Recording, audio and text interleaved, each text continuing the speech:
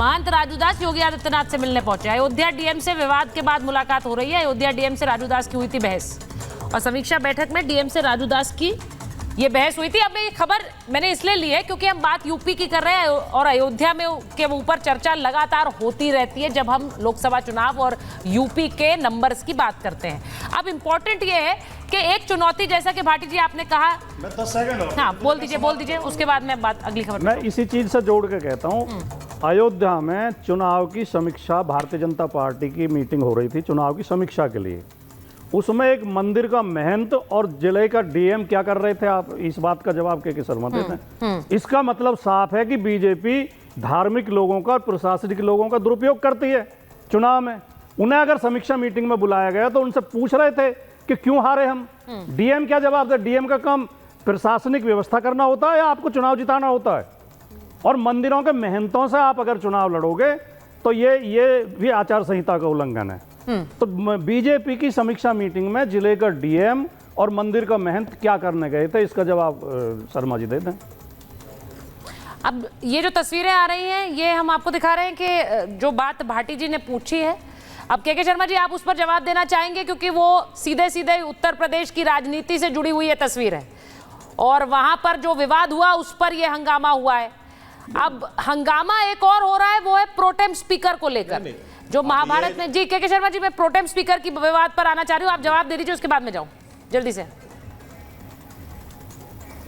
नहीं, मैं तो केवल इतना कह रहा हूँ कि देखिए वहाँ क्या हुई है इसकी जानकारी पूरी तरह से सामने आने दीजिए तो पता हो कि समीक्षा बैठक के अंदर था या बाहर था। ठीक है। एक प्रश्न जरूर भाटी साहब से पूछिए क्योंकि आप गठबंधन में हैं कि 2027 का जो चुनाव होगा उसमें क्या कांग्रेस और सपा साथ लड़ेगी? ये भाटी साहब बता पाएंगे?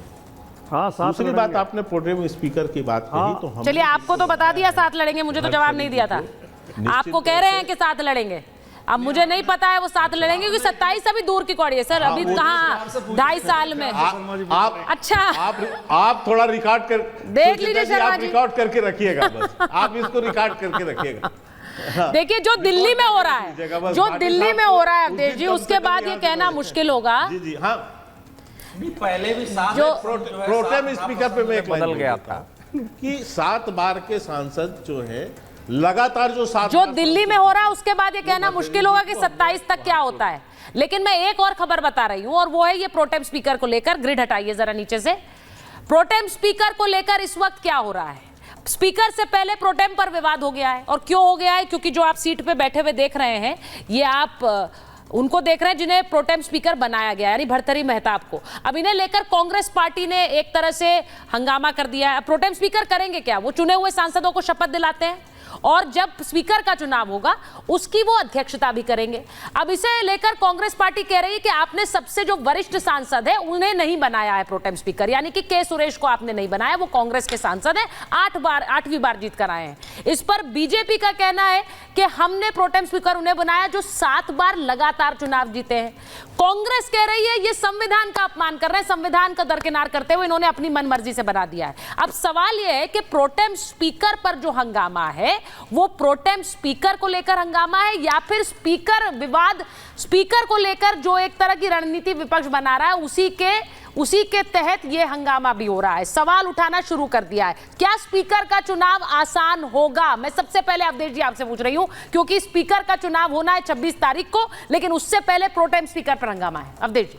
नहीं, देखिए स्पीकर का चुनाव तो आसान होगा, स्पीकर तो सामान्य बहुमत से उनका निर्वाचन होता है, तो उसमें तो मुझे नहीं लगता है कि भारतीय जनता पार्टी या राष्ट्रीय जनतांत्रिक गठबंधन को कोई समस्या आनी है। लेकिन इस समय जो राहुल गांधी जी ने अभी जो कहा कि इस बार के संसद अधिवेशन में मजा आएगा, तो वो मजा उनको किस चीज में आता है वो समझने की आवश्यकता होती है कि मजा से उनका अर्थ क्या होता है।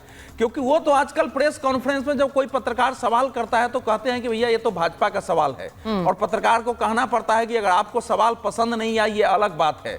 कोई सवाल करता है तो कहते हैं तुम एक वहां से बैठे थे, एक वहां से बैठे थे, बीजेपी का बैच टांग लो। उनको तो मजा आता है कि मंच पर खड़े होकर कहते हैं कि एक चमची प्रधानमंत्री से प्रश्न पूछ रही थी। तो इस प्रकार का लीडर इस समय कांग्रेस के सामने सामने है। इस समय कांग्रेस की एक ही रणनीति है कि लगातार वरुण जी को स्क्रीन पे लिए ये स्थिति पैदा करो। देखिए भाटी जी हंसना चाह रहे हैं पर रोक रहे हैं जिससे कि एक अस्थिरता पैदा हो, संसद में हंगामा चलता रहे, देश में ये वातावरण जाए कि कांग्रेस जो है बीजेपी को घेर रही है, सरकार को ठीक से काम नहीं करने देना है ताकि किसी ढंग से आगे चुनाव हो, क्योंकि हमारी 99 सीटें हैं, आगे बढ़ेगी।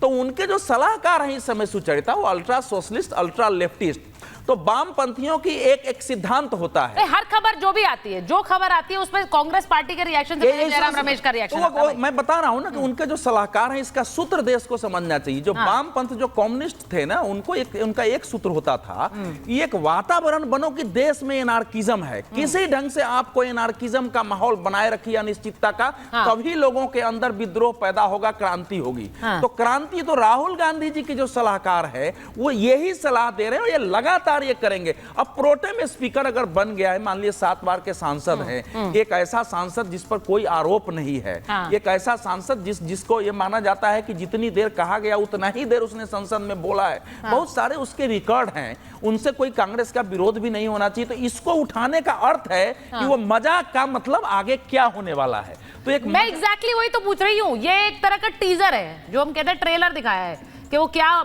पीठिका सोच रहे हैं और क्या होने वाला है। भाई के शर्मा जी, आप लोग तैयार हैं? क्योंकि इस बार विपक्ष बार बार कह रहा है कि हमारे नंबर जिस तरह के आए हैं, उन्होंने बोल भी दिया, राहुल गांधी इस मूड में है कि अब मजा आएगा, अब संसद में मजा आएगा, पहले नहीं आ रहा था उन्हें।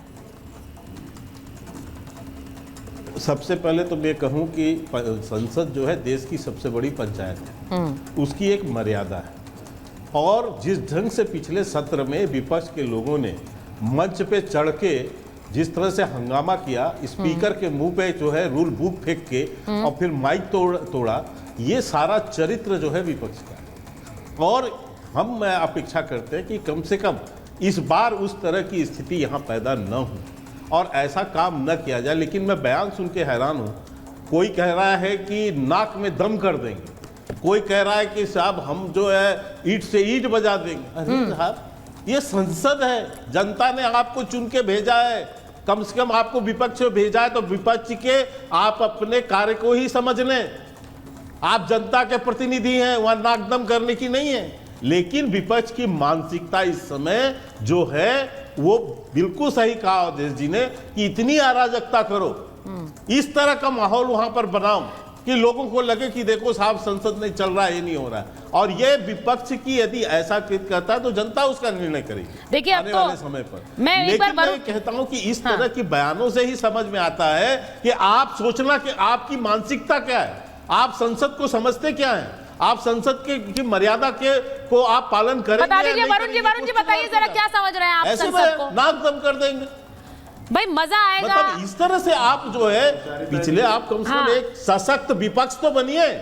आपको यदि विपक्ष की भूमिका मिली है तो सशक्त विपक्ष बनिए। हम तो कह रहे हैं आप बहस ये ट्रेलर है क्या? समाप्त कीजिए, एक बात क्या क्या समाप्त करूंगा। और ये भी कीजिए कि कम से कम जब राष्ट्रपति अभिभाषण हो तो उसका बहिष्कार मत कीजिए, जैसा पिछली बार आपने करके अपमानित किया राष्ट्रपति अभिभाषण को।